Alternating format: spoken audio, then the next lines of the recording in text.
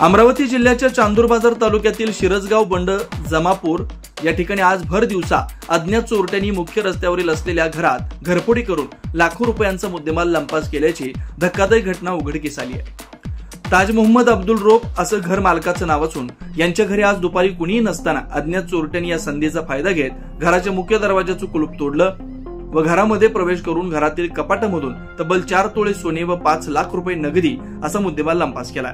घरमालक घरी परत आल्यानंतर त्यांना आपल्या घराचं कुलूप तोडल्याचं दिसलं। या धक्कादायक घटनेनं परिसरात एकच खळबळ उडालेली होती। चांदूर बाजार पोलिसांनी घटनास्थळी भेट देऊन घटनेचा पंचनामा केलेला आहे। फिर्यादीच्या तक्रारीनंतर आरोपीचा शोध आता चांदूर बाजार पोलीस घेत आहेत। मात्र भर दिवसा मुख्य रस्त्यावर असलेल्या घरात घरफोडी होत असेल, कुठेतरी पोलीस प्रशासनावर प्रश्नचिन्ह निर्माण होत आहे। आता या चोरट्यांचा शोध पोलीस लावणार का हे सुद्धा पाहणं महत्त्वाचं ठरणार आहे।